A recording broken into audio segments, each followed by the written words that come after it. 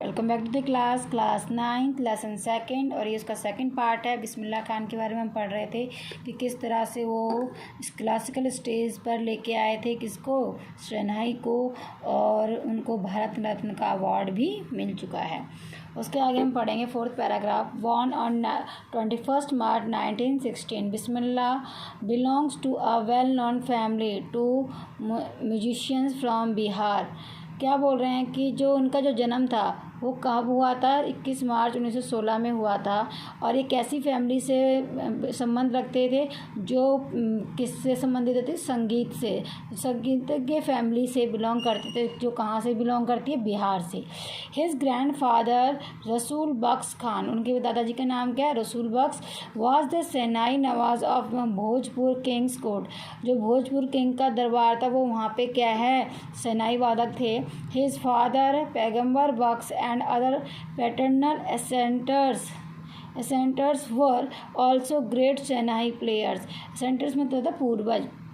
उनके पिताजी जो पैगंबर बख्श थे और दूसरे जितने भी पैतृक पूर्वज थे उनके सभी का संबंध किससे रहा है, महान शहनाई वादक के रूप में रहा है। मतलब सभी अच्छे शहनाई वादक थे। The young boy took to music early in life at the age of 3 when his mother took him to maternal uncle's home in Banaras, यानी जो वाराणसी के नाम से जाना था।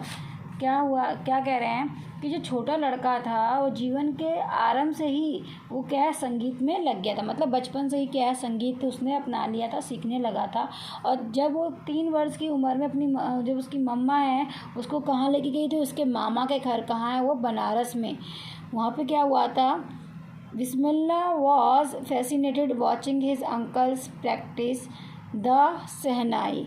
वो हमेशा किसको, वो फैसिनेटिंग मतलब था लुभावना या आकर्षित होना। वो आकर्षित होकर किसको देखता रहता था, अंकल की प्रैक्टिस यानी अभ्यास को देखता रहता था।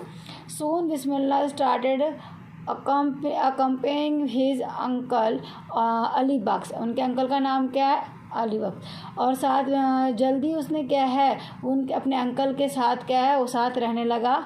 Ali Bakhsh to be the Vishnu temple of Banaras where Bakhsh was employed to play the shehnai. और फिर वो कहाँ जाने लगा, जो मंदिर था विष्णु का वो जो बनारस में है वहाँ जाने लगा, क्योंकि जो अली बख्श थे वहाँ पे वो शहनाई वादक के रूप में क्या है, अपॉइंट यानी नियुक्त किए गए थे।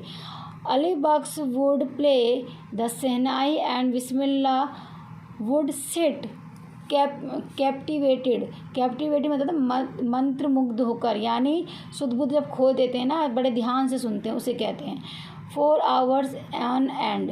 और जो बिस्मिल्लाह खान था जब वो अली बख्श म्यूजिक बजाते थे शहनाई तो वो मंत्र मुग्ध होकर कई घंटों तक उसको सुनते रहते थे। स्लोली और धीरे he started getting lessons in playing the instrument, और फिर वो धीरे धीरे उनसे इंस्ट्रूमेंट को बजाना भी सीखने लगे। And would sit practising throughout the day for years to come to the temple of Balaji and Mangla Maiya and the bank of the Ganga became the young apprentice's favorite haunts where he could practice in solitude। solitude मतलब होता है अकेले, और apprentice मतलब क्या होता है, जो आपके शिष्य होते हैं उनको कहते हैं। तो कुछ क्या है, अब वो उसके जो कई घंटों तक ये क्या है, वो इनका अभ्यास कर सकता था, इनका करता रहता था। और कुछ सालों आगे जो उसके फेवरेट स्थान बन गए थे, मतलब जहाँ पे वो प्रैक्टिस करते थे वो कौन से बन गए थे स्थान उसके, बालाजी, गंगा मैया, मंगला मैया, और जो कौन सा गंगा का किनारा था वहाँ पे वो क्या है, फ्यूचर में वो इनके क्या है फेवरेट स्थान बन गए थे जहाँ पे वो प्रैक्टिस करते थे अकेले रहकर।